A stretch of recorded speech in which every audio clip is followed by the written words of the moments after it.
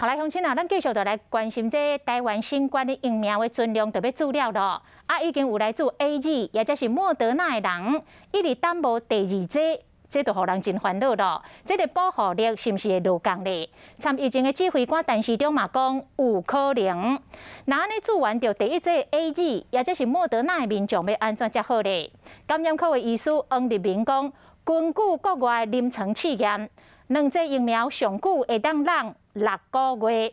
若是未来开放会当参人来注射，那安尼第二剂疫苗就会当选8种的牌子。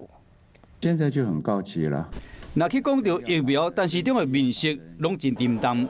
全世界拢缺疫苗，一批疫苗什么时阵到，无人知。目前来清点国内进口疫苗 ，AZ 存41万剂，莫德纳存63万剂，也就是讲，只要做完第5轮，基本上疫苗都无够啊。那呢，说来要安怎？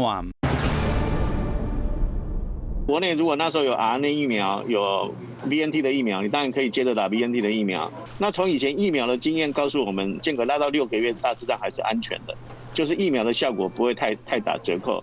看这个办事 ，AZ 真可讲摕可守，那呢做完第一剂莫德纳的人，第二剂敢真正会使跟他做莫德纳尔。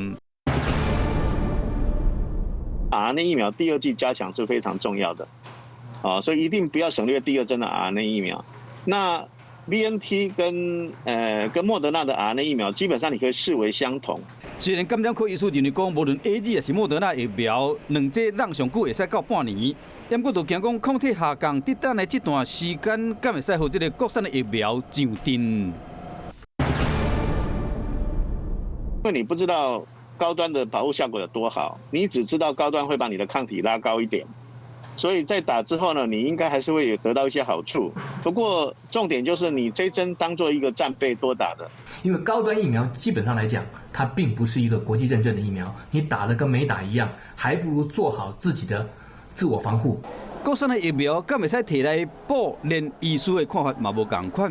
第2剂疫苗暂时无多补的同时，只能先做好防疫。就算讲已经有注预防车，嘛一定要做好防护。毕竟无迄个100%疫苗，因为病毒无所不在。